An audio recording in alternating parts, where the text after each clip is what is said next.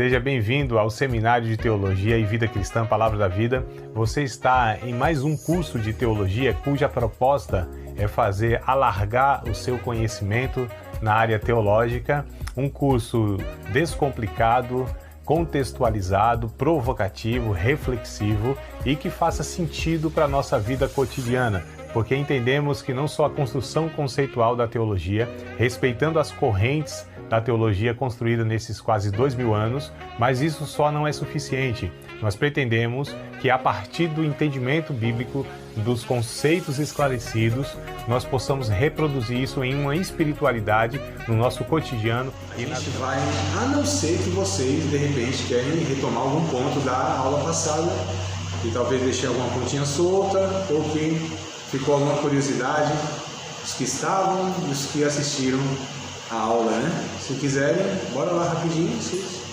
trazem aqui a questão e eu tento acrescentar mais alguma coisa. Tudo certo? Então, posso continuar? Então vamos lá. O que é igreja? É o que a gente vai falar hoje, né? Falando nisso, o que é igreja, tem um livro que eu estou querendo comprá-lo. Ele não é caro não, é que nem sempre dá pra gente comprar todos os livros que a gente quer, né? Somente eu. Se não tomar cuidado, não vai para o SPC, Serasa, acho que também não é muita vantagem, né? A gente compra um livro para ver se faz as coisas certinho. O título é Uma Igreja Chamada Tove, T-O-V. Uma igreja chamada Tove. Como eu estou dando uma matéria, jamais, aqui é só uma pincelada, a gente pontua, mas eu estou dando uma matéria em outro curso, então são 5, 6, 7 semanas aí. Então para mim isso vai ser muito útil para eu estar pegando mais um conteúdo para falar sobre o conceito de igreja, né, que é muito abrangente. Então se vocês quiserem anotar, se me lembrarem eu coloco lá no grupo a capa, de repente quem sabe, mais 2 ou 3 quiserem a gente compra tudo junto, né, e a gente ganha no frete aí. Uma igreja chamada Tove, T-O-V, é um termo hebraico, né, da língua hebraica, que quer dizer boa, né? Tove, Todá, bom dia. Então, Tove é uma igreja boa. O que é uma igreja boa? Aí ele vai trazer aí algumas características. Eu acho muito interessante esse livro aí, tá? Entre tantos outros que existem, tem, né? Excelentes também. Se vocês até quiserem aí outras referências, 4 livros eu estou sugerindo para essa matéria que eu estou ministrando, como eu falei no outro curso, né? Que é o curso médio. 2 livros excelentes que eu acho fundamental todo aquele que quer saber de fato como a igreja bíblica deve ser, a identidade, as características de igreja bíblica, deveria conhecer esses livros. Um é do Robson Cavalcante, A Igreja, o País e o Mundo, e outra é um livro muito conhecido, esqueci o autor, é norte-americano, são 2 autores na verdade, se não me falha a memória, A Treliça e a Videira, muito conhecido também, A Treliça e a Videira, né? Esses 2 livros aí, esses 3 no caso, juntando com esse que eu estou sugerindo também, são excelentes para quem quer saber do assunto, tá? Vocês me lembrarem, então, de autor as capas dos 3 lá no grupo, e aí vocês vão guardando para adquirir depois, tá? Então, o que é a igreja? Vamos pensar hoje, o que é uma igreja bíblica, saudável, relevante, né? Eu coloquei aqui alguns escritos para a gente mais ou menos se nortear. Glória a Deus, boa noite. Boa noite. Boa noite. Tove Laila. Boa noite. Em hebraico. Tove Laila, né? O que é a igreja? É a comunidade de todos os verdadeiros cristãos em todos os tempos e em todos os lugares. Aqueles por quem Cristo morreu e resgatou. Conceituando a igreja, porque a gente confunde, amados, a instituição religiosa com a igreja bíblica. A gente tem muita dificuldade de desvincular o que é organização de organismo, ou melhor, organismo de organização. E a igreja, biblicamente falando, ela é um organismo, isso quer dizer, ela é constituída de pessoas que foram resgatadas pelo sacrifício de Cristo em todos os tempos e em todos os lugares. É o que está escrito aqui no textozinho, né? Efésios capítulo 5, verso 25, por exemplo, Paulo, ele vai trazer aqui um de tantos outros termos, né, que a gente vai ver ao longo da aula aqui, é sobre igreja. E é bem interessante que ele sempre remete ao coletivo, ele sempre remete a algo, né, que de alguma maneira gera vida, gera fruto, né, simbolicamente falando, mas, ou seja, não são estruturas arquitetônicas, não são projetos humanos, não são instituições, por assim dizer. Embora a igreja tenha um aspecto de organização, mas essencialmente ela é um organismo, porque remete àquilo que é vivo, ou seja, pessoas, não é? Efésios capítulo 5, verso 25, diz o seguinte: vós, maridos, amai vossa mulher, como também Cristo amou a igreja, e assim mesmo se entregou por ela. Olha que coisa interessante, nesse texto Paulo faz um paralelo, e até ele precisa explicar, agora não estou falando da igreja, agora não estou falando do matrimônio, né? Porque ele faz esse jogo, né, de palavras, de relacionamento, como se fosse a igreja uma noiva, entre aspas, é simbolicamente claro, uma mulher, e Cristo sendo o esposo, um homem, né? Ele compara isso de fato a um relacionamento matrimonial, porque de fato a igreja, ela é uma pessoa na ótica de Cristo. Isso eu acho bem interessante. Como a gente tem essa visão muito individualista dos nossos tempos, fruto dessa geração, né, que está vindo sempre entendendo que ele é o mais importante em detrimento do coletivo, então a gente sempre pensa nas categorias de indivíduos. E é interessante que quando Deus olha, ele olha a humanidade, olha o coletivo, porque assim ele o criou. Embora de fato sejam indivíduos, mas não cabem individualidades nas relações, não é? Deus é uma trindade, é uma triunidade, é uma família, é Pai, é Filho e Espírito Santo. Como tal, ele cria também algo ou alguém segundo a sua imagem, conforme a sua semelhança, que é justamente esse coletivo. E é interessante que a gente fala de uma unidade composta, né? A unidade, a gente trabalhou isso em alguma matéria, eu lembro, não lembro qual matéria, e acho que foi até mais de uma, né? Já devo ter falado isso talvez 2, 3 ou até mais vezes, né? Essa ideia de raça, de coletivo, né? De dois serem um, a semelhança da Trindade, eu falei isso até o Adão lá, né? A humanidade e tudo mais. Então, amados, a gente precisa pensar a igreja sempre também nessa ótica da coletividade, nunca do individualismo. Como a gente vai ver aqui, os termos, né, eles remetem sempre ao coletivo. Mas só para a gente ir aqui pontuando algumas questões, a igreja ela é criada, mantida e guardada por Cristo. É esta igreja que a gente está falando, que é constituída de todos os salvos, em todos os tempos, em todos os lugares. São pessoas que necessariamente e infelizmente não correspondem ao contingente, né, das instituições que nós chamamos de igreja. Ou seja, num local, numa instituição religiosa, dita evangélica, protestante, cristã, que tem lá 200 pessoas, possivelmente não são essas 200 de fato aquelas salvas, regeneradas e tudo, nascidas de novo. Infelizmente. É até uma constatação que eu acho que quase todos nós, se não todos nós, já conseguimos fazer. Porque o espaço é público, a gente tem critérios para admitir quem é membro da igreja, que nem sempre são os mais adequados, os melhores, né? Eles são falhos muitas vezes, então a gente chama de cristão aquele que Deus não reconhece como filho. E às vezes a gente não chama de irmão aquele que Deus o tem por filho. Então a gente tem essas falhas aí, né, nos nossos critérios. Mateus 16 e 18, a igreja então ela é criada, ela é fruto, né? Ela é originária da obra de Cristo, então é Cristo que cria, que gera, que funda a igreja, ele é o fundamento da igreja, ele mantém a igreja e ele guarda a igreja. Ou seja, essa igreja ela é triunfante, ela é militante, ela é vitoriosa ao longo dos tempos. Como eu disse, nem sempre a instituição religiosa ela tem essas características, né? Mateus 16 e 18 diz o seguinte: pois também eu te digo que tu és Pedro, e sobre esta pedra edificarei a minha igreja, e as portas do inferno não prevalecerão contra ela. Ou seja, a igreja ela não é um projeto humano, não é oriunda da vontade humana, mas ela é um projeto de Deus, tá? A igreja, outra definição, é o corpo místico de Cristo. Algumas pessoas têm medo dessa palavra, né? Palavra místico e tal. Não estou falando de místico no sentido esotérico, tá? Místico no sentido que a palavra traz como simbólico, tá? Então, essa palavra aqui quer dizer isso. Então é o corpo simbólico de Cristo, ou seja, invisível, né? Porém se manifesta visivelmente. Mas só o Cristo que sabe realmente quem pertence a ela. Olha só, mano. Então só Jesus sabe de fato quem é a igreja. Nós nos confundimos muitas vezes, né?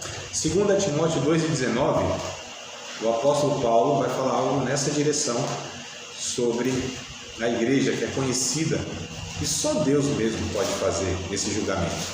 Embora algum de vocês pode estar lembrando, André, mas Jesus nos disse que pelo fruto a gente conhece a árvore. Então, mas até o fruto a gente não consegue muitas vezes distinguir, né? A gente chama goiaba de maçã, muitas vezes, né? A gente chama aí uma fruta da outra porque a gente tem os nossos critérios que nem sempre são os corretos. Então a gente acha que fruto muitas vezes é uma coisa, uma realização. A gente até julga que pessoas usadas por Deus, elas são aprovadas por Deus. E quantas, né, amados? Pessoas usadas por Deus de uma forma impressionante, extraordinária, como a gente gosta de falar, sobrenatural, com feitos que o queixo cai. E no final dos tempos Jesus fala, não conheço você não. Então olha só como a gente tem critérios que não são os melhores, né?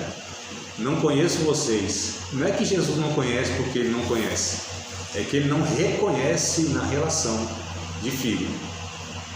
Veja só. Então 2 Timóteo, capítulo de número 2, verso de número 19, diz assim: todavia o fundamento de Deus fica firme, tendo este selo: o Senhor conhece os que são seus, e qualquer que profere o nome de Cristo aparte-se da iniquidade. Então só Jesus de fato conhece aqueles que são seus, né? A igreja, ela é de origem divina. E o problema? Composição humana. É um mistério. É bem interessante que Paulo lá em Efésios diz, né? Que é um mistério que não foi revelado no Antigo Testamento.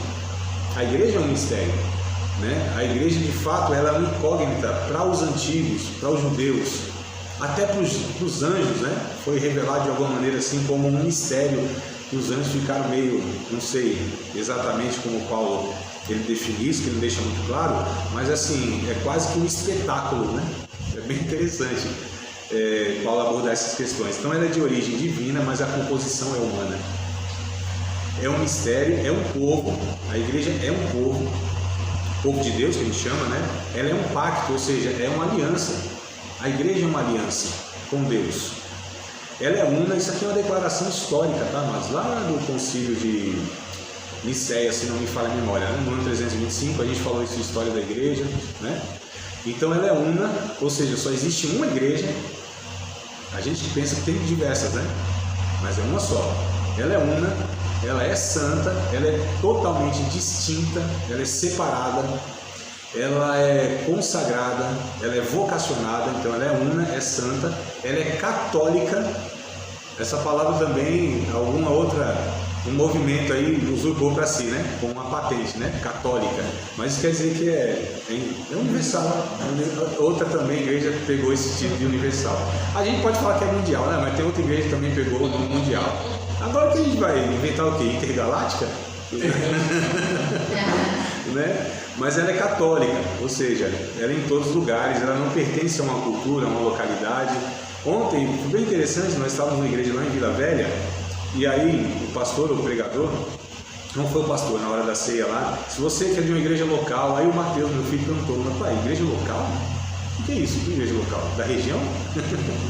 Não, filho, é igreja aqui local. Até foi meio difícil explicar para ele, né? Porque eu acho que ele entende que de fato a igreja não tem esse negócio de local, né? Mas, enfim, a gente vai entendendo esses termos aí de acordo. Então ela é una, é santa, é católica e ela é apostólica, amados. Esse termo apostólico aí já não é, né? Não, eu, por exemplo, sou católico, apostólico pernambucano.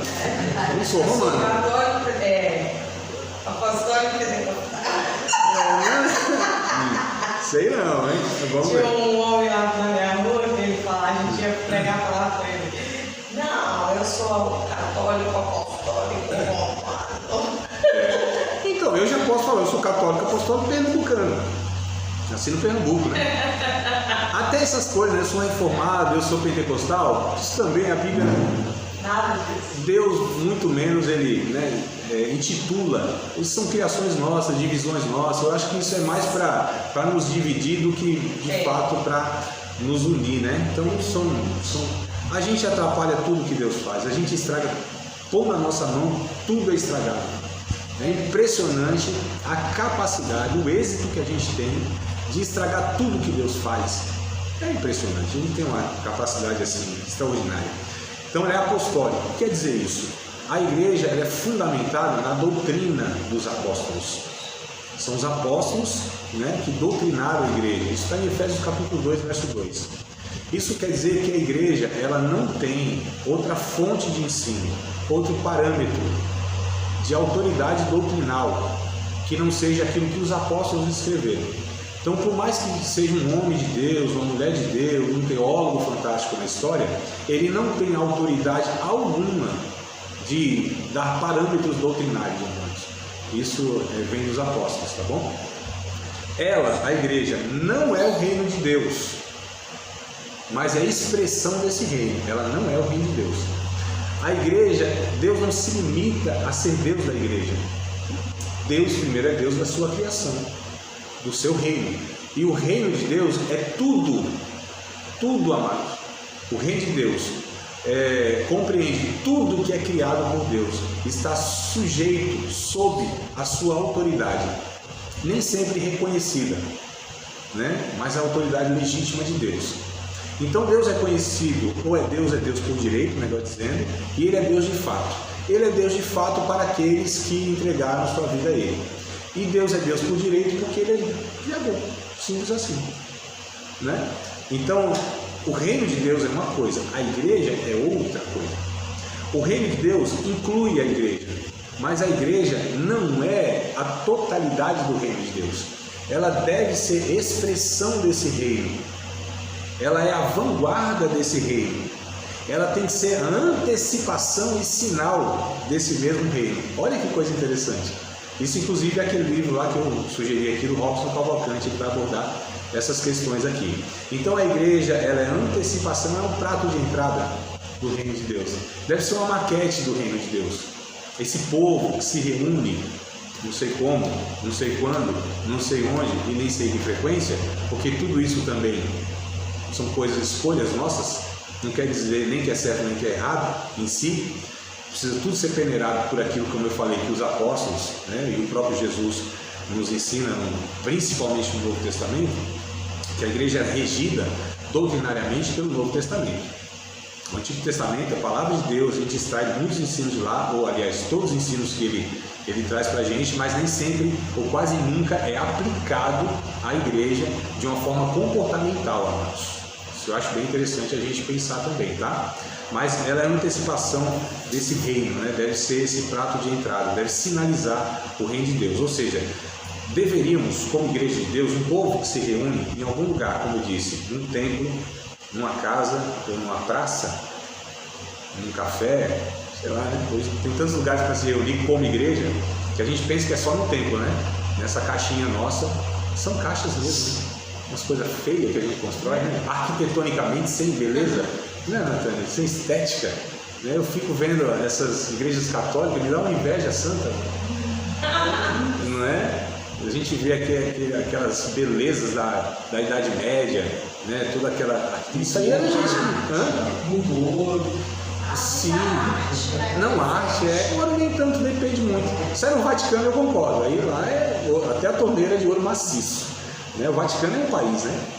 Dentro da Itália é um país, lá é ourão mesmo, lá o negócio é... Mas as igrejas de ouro preto, ah, sim, de Ouro Preto, Minas, aí... Tem uma tradição assim, de quanto mais poder, né? Quanto mais ouro, então, muito ouro. Mas você tem muita arte, né? Arte barroca, inclusive, né? Então, assim, isso deveríamos, nós os cristãos que compreendemos de fato sermos aqueles que seguem a Cristo, estou aqui bem cauteloso porque a gente às vezes vai... Mas a gente deveria produzir isso muito mais como igreja, porque a gente é a expressão do reino. E o que é o reino de Deus? É tudo que Deus cria e expressa a sua beleza, a sua natureza. E se tem uma coisa que é oriunda de Deus, é a arte, irmãos. Em todas as expressões que ela pode produzir, né? Só que aí, voltando um pouquinho aqui, aí a gente pensa que a igreja só se dá no templo. Templo é uma coisa, igreja é outra. A igreja pode se dar no templo, como pode se dar numa casa ou como pode se dar numa praça, que é o que Atos dos Apóstolos mostram. Eles se reuniam nos templos, todos os dias nos templos, nas casas e nas praças. Então a igreja, ela é ambulante.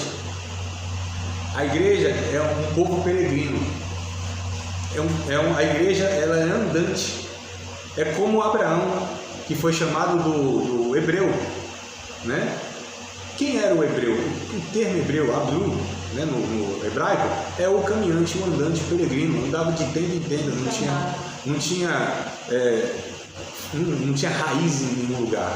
Era aquele que transitava no reino de Deus, na criação de Deus. Olha que coisa linda, mano. Se a gente pensasse a igreja como sendo essa igreja que anda, que se relaciona, que extrapola os muros do templo, do culto, da liturgia, né? Nós viveríamos mais aquilo que Deus projeta como igreja, e não seríamos um povo de gueto, de tribo. A gente é tribal, isso é muito ruim. Até a nossa linguagem, eu brinco, né? A gente fala o evangeliquez, a gente tem um idioma nosso, um negócio esquisito. Aliás, Deus diz pra gente ser diferente, mas a gente prefere ser esquisito, né? É diferente isso aí. Então a igreja, na igreja, melhor dizendo, visível, ela é constituída de gente com suas, isso eu acho bem interessante, personalidades diferentes, temperamentos e histórias de vida diferentes. Tem tudo para dar errado a igreja. São pessoas com personalidades distintas, temperamentos distintos e histórias de vida distintas. Imagina reunir, por mais que seja 10, 20, 30, imagina só, para você conciliar tudo isso. Só o Espírito Santo para fazer um negócio desse. Porque tem tudo para dar errado. Cada um com as suas vaidades, suas loucuras, suas neuroses, suas paranoias, né? Enfim, com as suas personalidades mesmo diferentes, seus temperamentos, suas histórias de vida, compreensões de mundo totalmente diferentes. A igreja é constituída dessa diversidade. Isso é a beleza da igreja, né? Outra coisa que é a beleza da igreja, é você sentar com uma dona de casa, né, sentar do lado de um juiz, um gari, sentar do lado de um advogado.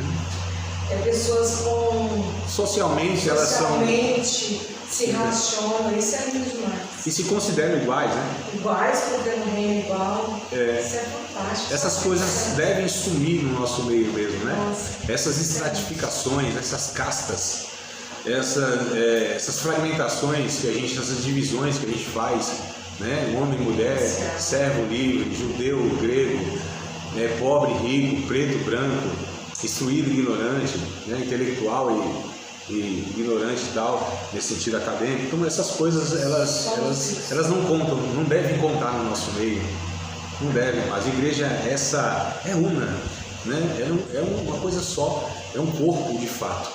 Então a gente precisa entender que a igreja ela tem essas características aqui, e como eu disse, né, tem pessoas com histórias de vida diferentes, e não só histórias de vida diferentes. Eu fui pensando, nossa igreja e as demais, né, 100, 150, 200 pessoas ali reunidas, a mensagem ela é exposta, ou a gente se reúne ali, mas se a gente perceber, cada um ali, ele está em um momento existencial diferente uns dos outros. Hoje é o dia 6 de março, aniversário do meu filho Matheus, né? 16 aninhos o menino está fazendo. Segunda mãe é bebê, para mim já passou da minha altura, tem que pagar até janta. Então, eu falo besteira, eu fico raciocínio. Momentos existenciais, né? Então, assim, a gente está no dia 6 de março de 2023. Cronologicamente, nós estamos no mesmo tempo, não é isso? Existencialmente, nessa sala, nós estamos num tempo diferente, numa cronologia de vida diferente. O Salomão diz isso lá em Eclesiastes 3. Um está no tempo de abraçar, o outro está no tempo de afastar-se, de abraçar. Um está no tempo de semear, o outro está no tempo de colher. Um está no tempo de rir, o outro está no tempo de chorar. Um está no tempo de prantear, o outro está no tempo de festa. São tempos existenciais diferentes. Olha como tudo isso é reunido debaixo da graça de Deus e isso floresce, isso se desenvolve. Eu estou falando da igreja na perspectiva de Deus. Uma igreja que se sujeita à palavra de Deus. Uma igreja que compreende o processo da graça de Deus uns na vida dos outros. E entende o propósito de cada um dentro dessa realidade, ou desse sistema orgânico, né? Desse organismo que daqui a pouco a gente vai falar, que Paulo chama de corpo. E corpo é um negócio assim impressionante, complexidade. E tudo funciona, quer dizer, é relativo, né? Diga assim, quando Deus criou para tudo funcionar, né? E a gente, como eu falei, estraga tudo, aí vai ter disfunções e tal. Mas a igreja, ela é situada no tempo e no espaço, isso eu acho interessante a gente pensar, no tempo, no espaço e na cultura e na conjuntura. A igreja é situada no tempo, no espaço, na cultura e na conjuntura. Isso quer dizer que a igreja não tem um modelo estático. O evangelho é a proposta distinta das outras, porque todas as outras propostas religiosas, e eu nem estou considerando a igreja como o evangelho como uma proposta religiosa, tá? Só para a gente compreender melhor e fazer essa comparação. Elas têm dificuldade de adaptação nas culturas. O evangelho não tem nenhuma. Ela se acultura muito fácil, ela se modela muito fácil, porque ela não tem um sistema rígido. Falando da igreja madura, né? Ela não é colonizada. Eita, agora não vai sair, não. Deixa eu tomar uma. Quando você coloniza, é colonizadora, é isso? Ela não deve ser colonizadora, né? Os missionários pecaram muito fazendo isso, levando o evangelho junto com a cultura, numa outra cultura, e querendo que eles abraçassem a cultura deles. Fizeram muito isso, inclusive com a gente aqui, né? Os nossos irmãos lá do norte, da América do Norte, né? Do norte. Eles vieram para cá e quiseram fazer isso com a gente, músicas, liturgia, teologia, né? Então pecaram muito, como a gente também às vezes quer fazer quando vai para os índios, os índios do nosso país, ou quando vai para outra cultura, a gente quer levar a nossa cultura como sendo a cultura santa, correta. Qual é a cultura santa? É judaica. Também não, amados. Também não. Então ela é situada aí nesse tempo, no espaço, na cultura. Quer dizer, a gente precisa fazer a leitura de onde nós estamos. Tem um texto lá em Atos que eu não vou lembrar agora, deve ser capítulo 13, alguma coisa assim, vocês lembrarem aí. Diz que Davi, ele serviu a Deus na sua geração, né? Morreu e foi sepultado. Mas esse termo, serviu a Deus na sua geração. Então a gente precisa servir a Deus na nossa geração, fazendo a leitura da nossa geração. Porque a igreja, ela é aculturada. Nós temos uma cultura do reino, eu ouço falar, nós temos uma cultura. O que é cultura do reino? A gente precisa discutir isso. O que é esse negócio de cultura do reino? Será que é uma forma, é um jeito de ser, de existir? O que é cultura? Qual seria a cultura do reino? E a cultura que a gente vive? Né? A forma de compreender as coisas, se comportar, de ser, de existir, de fazer a leitura das realidades. O que de fato ali é de Deus e o que não é de Deus ali? É um exercício que a gente precisa fazer constantemente. A igreja precisa ter esse discernimento, fazer esse escaneamento, essa leitura, né? A igreja precisa entender o tempo que ela está vivendo, e ali está então manifestando o reino de Deus, sendo a expressão desse mesmo reino, tá? Vamos lá. Nem todos que nela visivelmente estão, ou seja, aí a gente está falando dessa igreja que a gente consegue ver, visualizar. Nem todos que visivelmente nela estão, de fato, são igreja, né? Nem todos os que são dela, são da igreja, visivelmente estão nela. Aí percebe como confunde. Você está falando de igreja ou de não igreja? Que agora confundiu. É porque há essa confusão de que igreja local, o templo é igreja. Só que essa igreja que a gente considera igreja por ter, né, o templo, o salão, a liturgia, o dia, a plaquinha, tudo, a gente chama de igreja. A gente fala, não, todo mundo que está lá é igreja. Não é. E nem todo mundo que não está dentro desses nossos arraiais deixa de ser igreja. Um missionário, por exemplo, dá um exemplo só, um missionário que é enviado pela igreja a um lugar que não tem igreja, ele vai inclusive para isso, né? O missionário não vai no lugar para plantar mais uma igreja. Isso aí para mim é uma coisa meio estranha, a não ser que haja uma questão muito específica lá e tal. Mas biblicamente que a gente vê Paulo, por exemplo, dizendo: eu não vou semear em campo de outro, eu vou onde Cristo não foi anunciado, né? Embora você tenha algumas questões a ser pensadas, mas enfim, esse missionário está lá, ele não está na igreja, mas ele é a igreja. Então nem todos que estão na igreja, como a gente compreende igreja, deixam de ser igreja, e nem todos que participam da nossa igreja, como a gente tem de igreja, também são. Olha só, amados, a gente tem uns parâmetros bem estranhos mesmo. Nela, na igreja, nós encontramos diversos níveis de maturidade, de dons e de vocações. Esse é outra diversidade que a gente tem, né? Tem temperamento, personalidade, história de vida e tal. Só que aqui também tem níveis de maturidade diferentes, de ser humano e de cristão em si, maturidade cristã e como pessoa. Então, olha só como a gente precisa entender toda essa dinâmica. E os mais maduros é que devem levar a maturidade, os menos maduros, serem mais pacientes, mais compreensíveis, mais perseverantes, né? Às vezes até ceder mais em algumas questões. Então tem níveis de maturidade totalmente diferentes. Tem um neófito, novo na fé. Tem aquele, inclusive, que está 200 anos naquele contexto, mas não cresce nunca. É aquele, a gente chama de nanismo cristão. O anão, né? A gente está no politicamente correto, não pode falar a palavra não, eu acho, né? É verticalmente prejudicado. Né? Então tem gente verticalmente prejudicada na maturidade cristã. Pessoas que não crescem muito, infantilizadas, não se desenvolvem. Né? E aí tem níveis de maturidade totalmente diferentes. Tem muitos, inclusive, que não compreendem o Evangelho na maturidade do Evangelho. Tem muitos, uma série de fatores. Você tem dons distintos. Então Deus deu para a igreja, inclusive, Paulo diz isso em Efésios 4:11, Deus deu, Ele mesmo deu para a igreja apóstolos, profetas, evangelistas, pastores e doutores para o aperfeiçoamento dos santos. Então você tem dons ministeriais distintos. E uma igreja precisa ter esses 5 dons.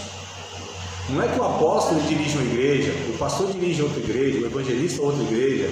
Eita, calma aí. O apóstolo dirige uma igreja, o profeta dirige outra igreja, o evangelista dirige outra igreja, o pastor outra igreja e o mestre outra igreja.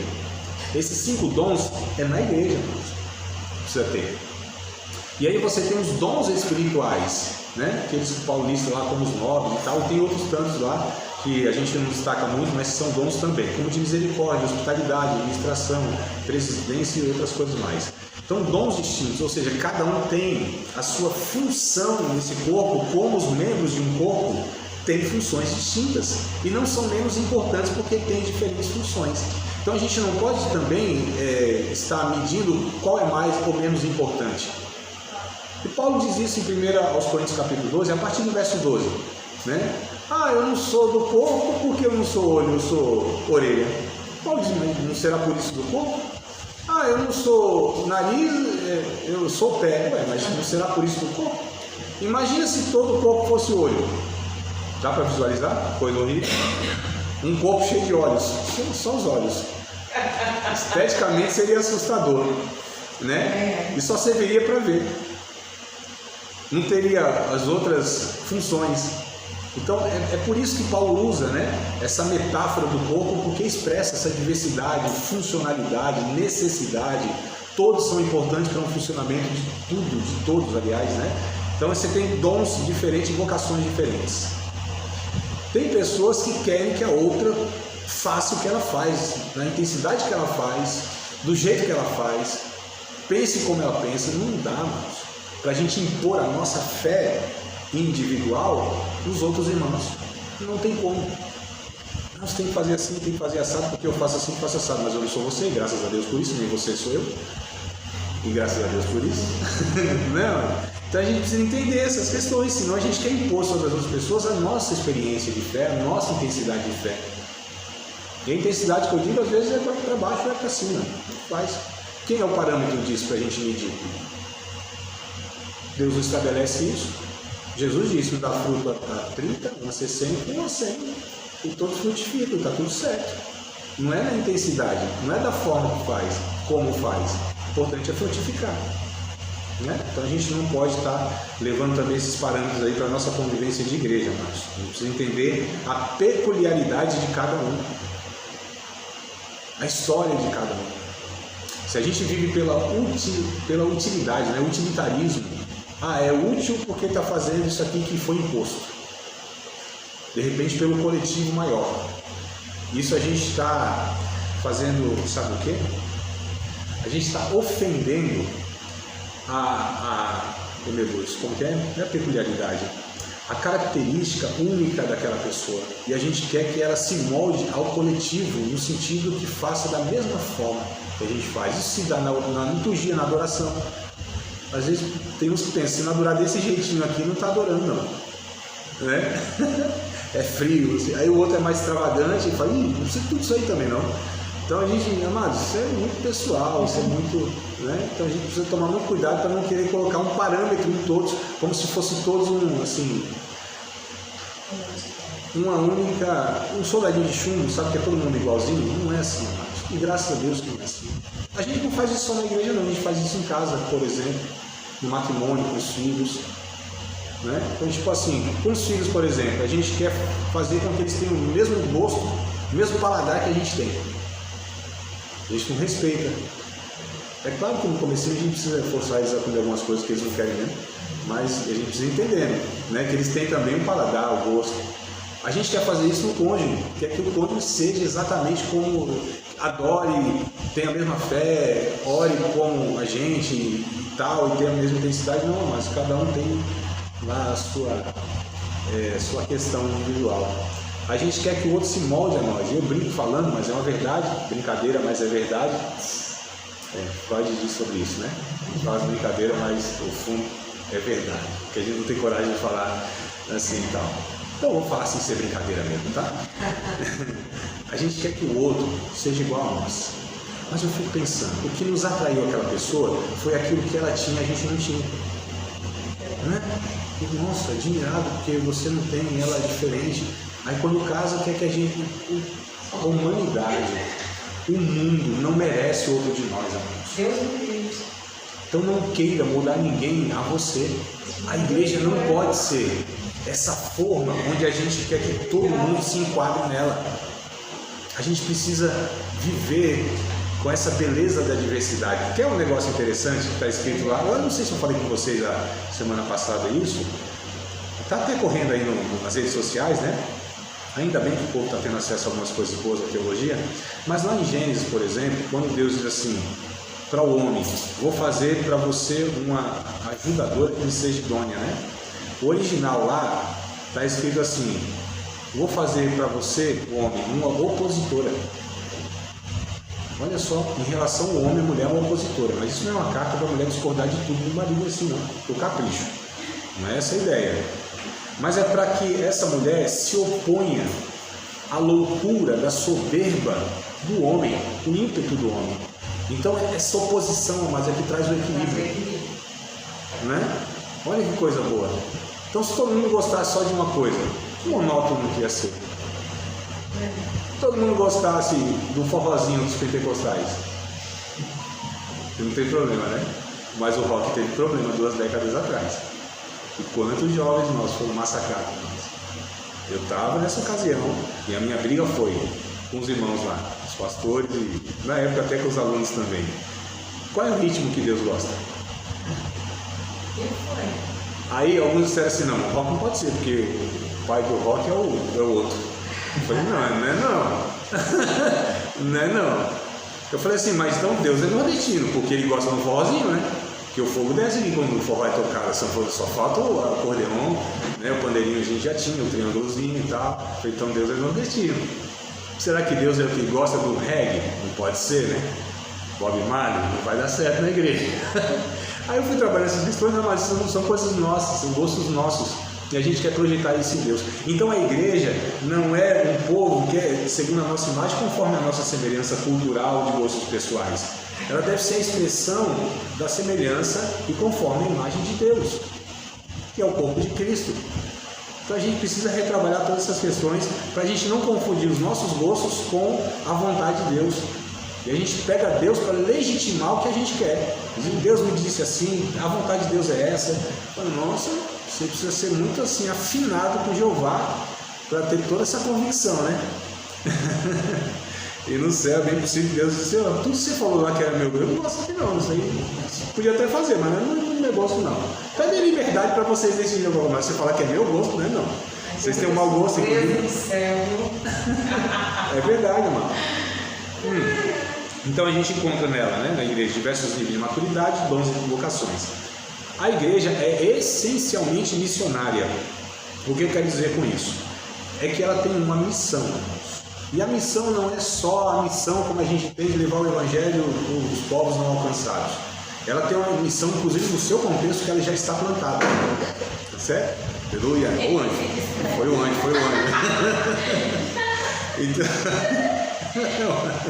Então, a igreja é isso, coisa boa, né? Oh meu Deus, a igreja que tem uma liturgia rígida, mas eu acho tão chato. Eu, se eu fosse jovem em alguns contextos ali mesmo, Deus me livre de estar nos contextos, né? Tão rígido, tão chato, tão... Precisa ter vida, a vida precisa fluir. Não estou falando que tem que ser bagunçado, não. A gente precisa ter algumas regrinhas básicas, né? Para no negócio degringolar. Mas assim, a gente precisa gerar vida, mas o negócio tem que fluir pelo Espírito, né? Como eu disse, não é um aval para desorganização, para bagunça. Pelo contrário, Paulo vai trabalhar isso aí depois, tá? Em 1 Coríntios 14. Mas ela é essencialmente missionária, ela tem uma missão. Qual é a missão da igreja? Eu vou falar aqui 5 dimensões da missão da igreja. Então a missão da igreja ela pode ser expressada em 5 dimensões, tá? A primeira dimensão é a dimensão koinônica. Eu já falei esses termos para vocês, não? Já? Mas falei assim em relação à igreja? Não lembro, né? No começo? É. Então vamos lá, vamos retomar então, vamos ver se alguma coisa nova surge. Koinônica, com K, koinônica, tá? Vendo a palavra comunhão, né? Koinonia. Então a missão da igreja, uma das dimensões da missão da igreja é viver a comunhão. E o que é a comunhão? De uma forma bem simples, é ter tudo em comum. É ser esse povo que senta ao redor da mesa e tudo está à disposição de todos. Isso é comunhão. É nós convivermos na comunhão. Tem uma ilustração bem interessante, bem antiga, eu vi, não era nem crente. Eu ia em algumas igrejas, assim, quase que obrigado pela minha mãe. Obrigado não era porque, né, eu era meio rebelde, minha mãe obedecia. Que coisa triste. Por isso que deu no que deu.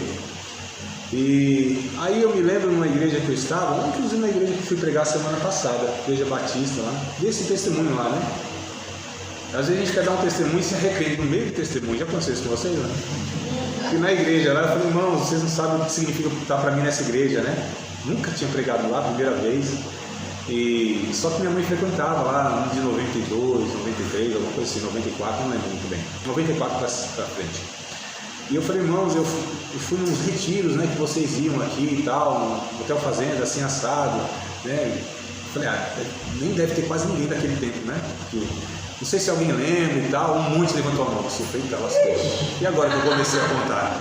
Pô, irmãos, é que eu quero dizer o seguinte, Jesus transforma vidas, né? Hoje eu estou convertido e tal. É porque eu tinha ido lá 2 ocasiões no retiro dos irmãos e eu, assim, baguncei, entendeu? No ano de 97 e 98. 2 seguidos. Que eu fui no primeiro, não achei que eu tinha bagunçado direito. Aí fui no segundo e levei um outro revoltado comigo. Aí a bagunça foi pior ainda. Ou seja, eu briguei com os irmãos lá. Eu fiz irmão tudo cagoto, entregaram minhas bebidas pro pastor. Enfim, vocês não têm noção do que aconteceu lá. Mas foi, irmãos, eu estou convertido. Jesus me salvou.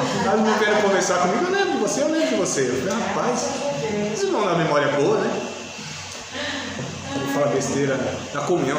Foi nessa igreja que eu ouvi essa ilustração, que assim, tinha 2 mesas, estou falando de mesas de comunhão, né? Tinha 2 mesas, uma no inferno e outra no céu. A cena era bem parecida, não sei se eu já contei essa ilustração para vocês, mas assim, um banquete nas 2, igualmente. E igualmente nas 2, cheia de pessoas, e igualmente nas duas, as pessoas elas tinham o cotovelo virado para fora, ou seja, não fazia esse movimento aqui, ó, porque a articulação era o contrário, é como se fosse essa articulação para cá, entendeu? Então não fazia esse movimento, então ninguém conseguia pegar aqui a comida e comer. No inferno era uma agonia, uma angústia, uma briga, porque eles não conseguiam levar a comida à boca. No céu, amados, todos estavam se alimentando, porque quem estava aqui fazia isso aqui, ó, servia o outro, o braço só virava para lá. Então havia comunhão no céu, porque um servia ao outro, e o que estava na sua frente não entendia que era para si, era para o outro também entendia a mesma coisa, ou seja, havia comunhão.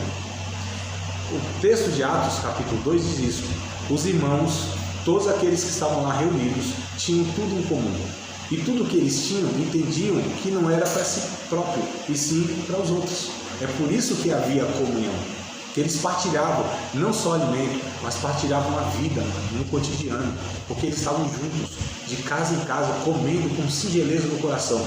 Esse comportamento fazia com que, o texto diz, os que estavam de fora glorificavam a Deus. Por tal comunhão que eles viviam, que não é natural para os seres humanos sem Deus. Porque o individualismo é natural para o ser humano. Olhar para o outro, se preocupar com o outro, pensar tempo, energia para o outro, isso é só aqueles que são cheios do Espírito Santo e entenderam o Evangelho.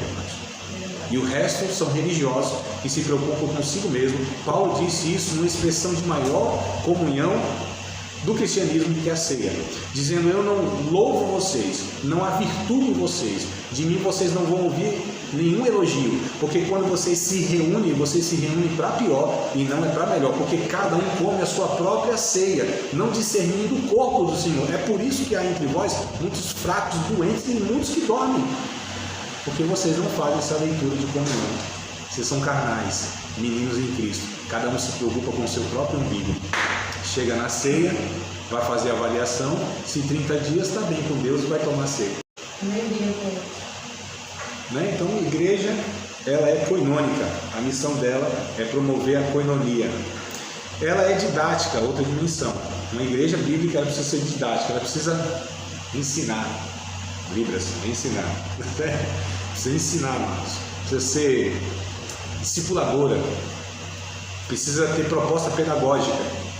Precisa levar as pessoas à maturidade por meio da instrução, porque é assim que Deus traz, todos assim, sem exceção. A gente que tem umas loucuras aí achando, não, Deus traz por isso, Deus só traz pessoas pela instrução. Isso está escrito, inclusive, lá em João, Evangelho segundo escreveu João. É bem interessante esse texto aqui, ó, capítulo 6, verso 44, 45. A gente fica falando, Deus faz isso, Deus traz por isso, se Deus não traz pelo amor, traz pela dor, é umas conversas que a gente vai criando, mas a Bíblia ela vai nos instruindo, né? Então João 6, 44, 45. Ninguém pode vir a mim se o Pai que me enviou não trouxer, dizendo Jesus, né? E eu ressuscitarei no último dia. Está escrito nos profetas. Então, ó, não é uma coisa nem nova. Lá desde o Antigo Testamento, Deus já estava ensinando isso para o povo. Está escrito nos profetas: e serão todos ensinados por Deus. Serão todos ensinados por Deus. Portanto, todo aquele que do Pai ouviu, aprendeu, vem a mim. Olha a forma de Deus trazer. 6, 44, 45. Capítulo 6, versos 44 e 45. Então, todos são trazidos por Deus. De que maneira, de que forma, qual método? Sendo instruídos. Eles ouvem, aprendem e vão a Deus. Nós temos muitas pessoas dentro da igreja sendo atraídos não pela instrução de Deus, não porque ouviram o Evangelho de Jesus Cristo, mas porque nós somos bons, amados, em atrair pessoas. Nós somos bons para reunir pessoas. Nós temos a capacidade, como seres humanos persuasivos, argumentos, métodos que a gente vai criando, que a gente atrai pessoas.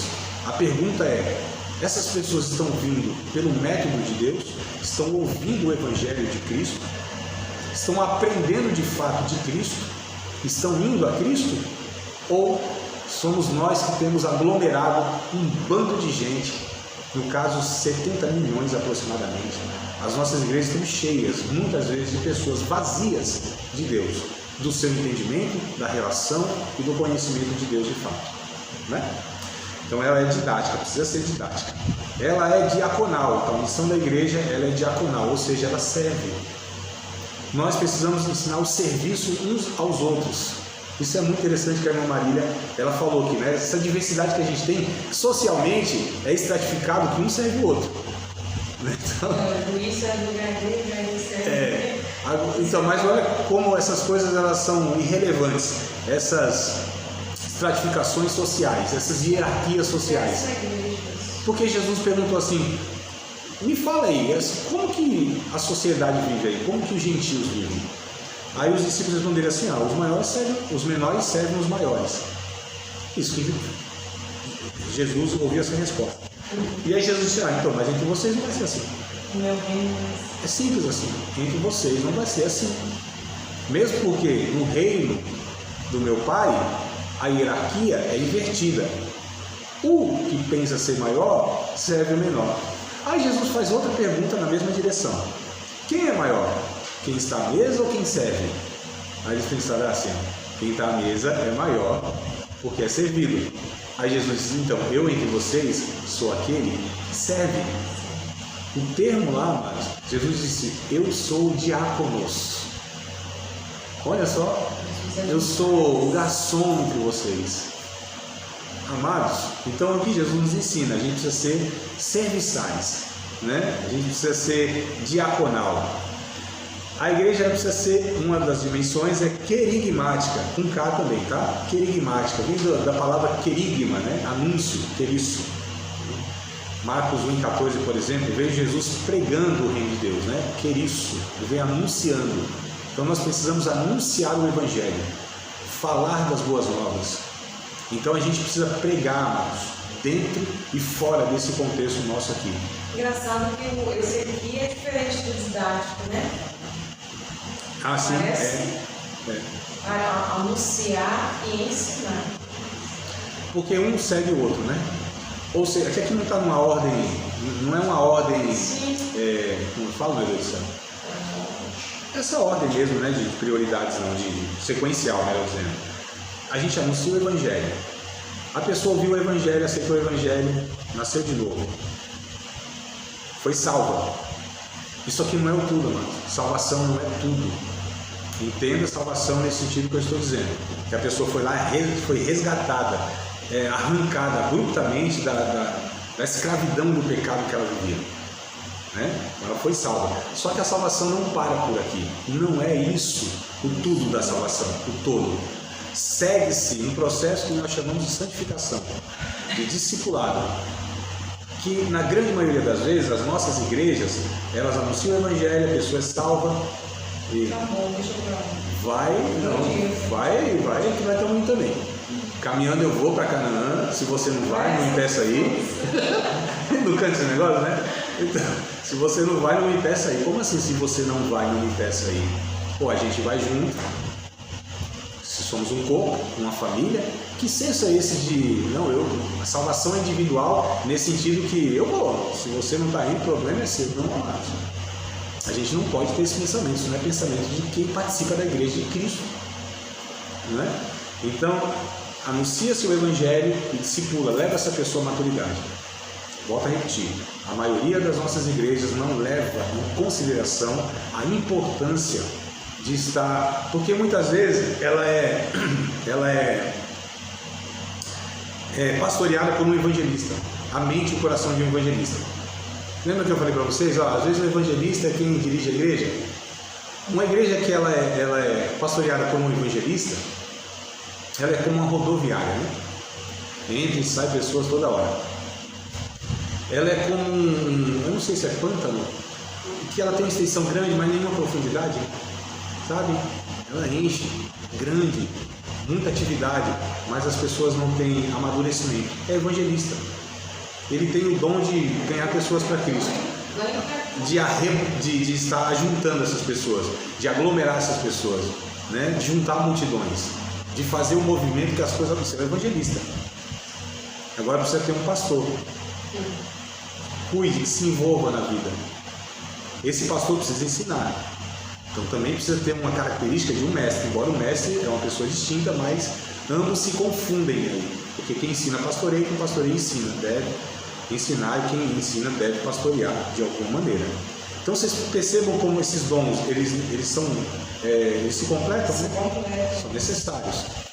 Aí o apóstolo a gente nem vai falar, né, Márcio? Porque na onda apostólica que a gente está vivendo, os caras têm assumido para si títulos na verdade.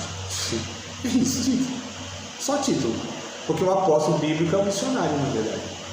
É aquele que é enviado pela igreja a pregar Jesus, e ele é o pioneiro. O apóstolo bíblico é o pioneiro. É um missionário. Paulo é talvez o modelo mais evidente que a gente tem, embora tenha outros. Você tem outros apóstolos. Barnabé é um apóstolo. Júnior é um apóstolo. Você tem outros apóstolos, fora os 12. Os 12 vai fechado em outra história, né? Os 12 são o colégio apostólico, que a gente chama. Mas você tem apóstolos como missionários, que é o apostelo, o enviado. Aí você tem mais uns 4, fora os 12, lá você tem mais uns 12, vai dar 16, 17, tem uns 4 ou 5. Na Bíblia lá que está esse apóstolo fulano, apóstolo plano, apóstolo tal, você tem, né? Mas nesse título de vaidade, porque hoje a questão é hierarquia e tal. Então, aí já bagunçou tudo a igreja. A igreja não é um lugar de pessoas que têm status e tal. Já está tudo errado, tá vendo? Como se compreende e se organiza de uma forma errada, você compreender errado, você vai aplicar errado. E é o que acontece muitas vezes, né? Mas enfim, ela é diaconal, ela é querigmática e tem a quinta dimensão, que ela é profética. Outro termo que está sendo muito banalizado nos nossos dias, porque hoje, amado, tudo é profético. Tudo é profético. Tudo que você vai fazer é isso aqui profético. Até a profecia acho que é profética. Tem a profecia profética, deve ter. Eu não ouvi ainda, mas vão inventar. Tudo é profético. Estão banalizando esse conceito do que é profético. Aí você tem um conceito no Antigo Testamento de profético que é um pouco diferente do Novo. O Antigo Testamento, o profeta era aquele que denunciava o pecado do povo e apontava um caminho futuro, uma perspectiva futura para uma restauração. Denunciava o pecado, anunciava o erro e falava, mas tem uma esperança para vocês, se vocês se arrependerem, Deus tem um futuro melhor para vocês. O profeta, basicamente, no Antigo Testamento era esse que denunciava o pecado social, o pecado religioso, né, o espiritual, consequentemente, porque era tudo integrado, na verdade. O Antigo Testamento não tinha essas divisões, era tudo uma coisa só. O Novo Testamento, o profeta, a gente tem dois que eu me lembro agora. Um é Ágabo, capítulo 11 de Atos, né? E o outro é o Apolo. Então, é aquele que anuncia a palavra de Deus de uma forma pontual, em várias regiões, mas ele traz a realidade do que está acontecendo. O profeta, basicamente, é aquele que vê coisas que os outros não veem. Mas não estou falando de visão, não, apenas, né? Divisões. Também. Mas não é isso só. É aquele que faz uma leitura profética de um caminho que a igreja está indo e de uma realidade que ninguém discerne. É aquele que compreende mais o seu entorno, a sua realidade, a sua cultura. Então é esse que anuncia a palavra de Deus. Então nenhum ministério profético, nenhuma igreja que deve ter a sua missão profética, ela profetiza, ela anuncia, ela fala de outra fonte, a não ser daquilo que a Bíblia já anuncia, ou seja, ela anuncia a Bíblia Sagrada. É isso, profético simplesmente é isso.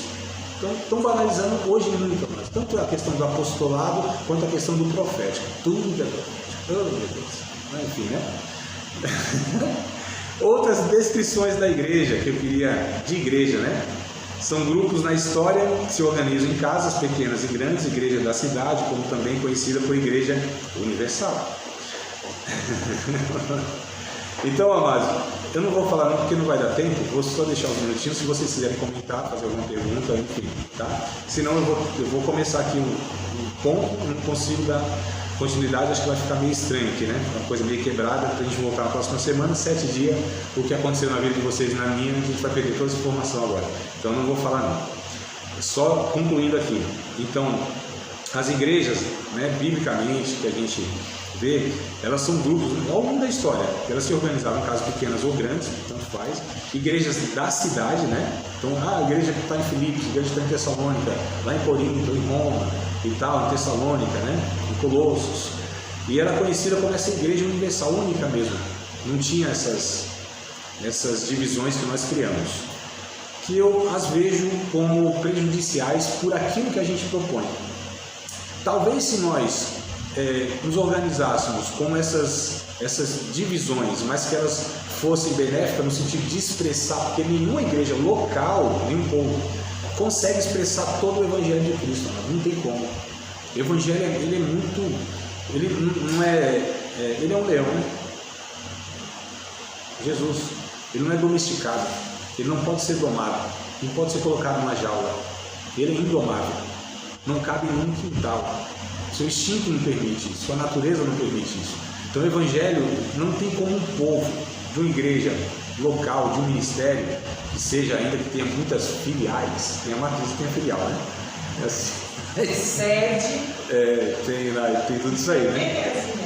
É um negócio meio estranho que a gente se organizou. Eu acho que cada vez mais a forma que a gente vai construindo igreja, por assim dizer, mais denuncia os nossos pecados, mais eles descaracterizam o reino de Deus. Mas se nós conseguíssemos fazer essa diversidade, que fossem expressões que aquela não consegue expressar de todo, a outra fosse lá e expressasse mais um aspecto do reino de Deus, aí seria interessante, que aí nós teríamos, né, todas essas fluindo, expressando a beleza e a diversidade desse reino de Deus que ultrapassa e não cabe na história, não cabe na cultura, não cabe em uma teologia, não cabe na cabeça de um teólogo, muito menos de um indivíduo lá que quer reger a igreja sozinho, né?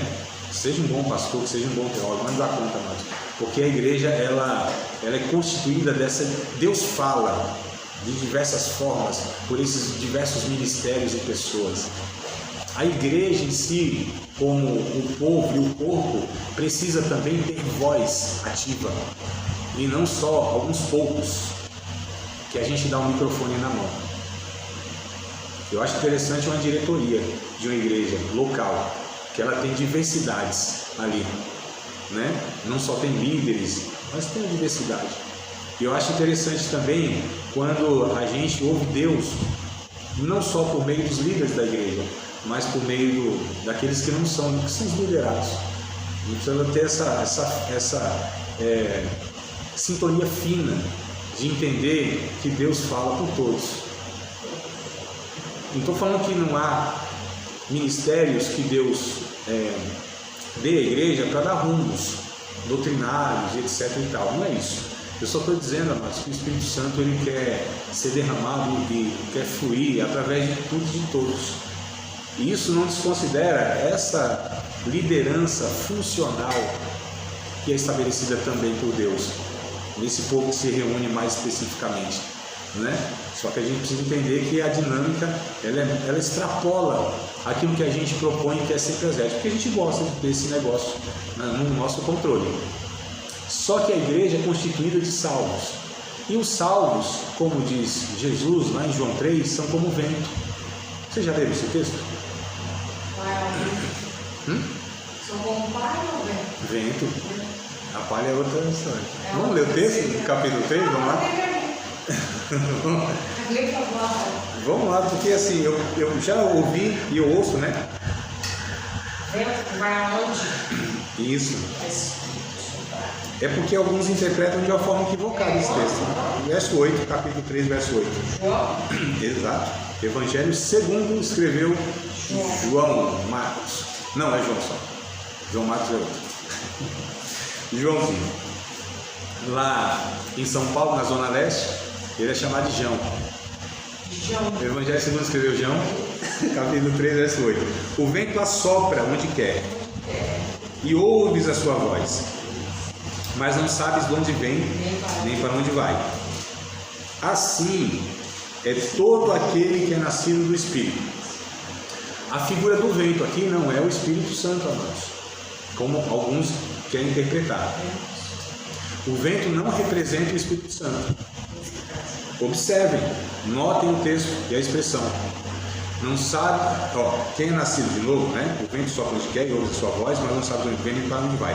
Assim, compara como o vento, que sopra e ninguém sabe de onde vem nem para onde vai. Assim é todo aquele que é nascido do Espírito. Ou seja, os discípulos de Cristo, que são nascidos do Espírito, é como um vento. A minha pergunta é, quem é que controla vento? Quem é que consegue pastorear vento? Tem uma aí que quis tocar o vento. Né? Mas a conversa por outra hora. Mas quem é que consegue, amados, ter a rédea sobre esse negócio? Controlar o vento? Só há uma forma, se tornando vento também. Então, se nós todos não ouvirmos a voz do Espírito Santo, não vamos juntos. Vamos querer controlar aqueles que devem ser soprados pelo Espírito Santo. E a dinâmica é muito grande e a gente não dá conta. Né?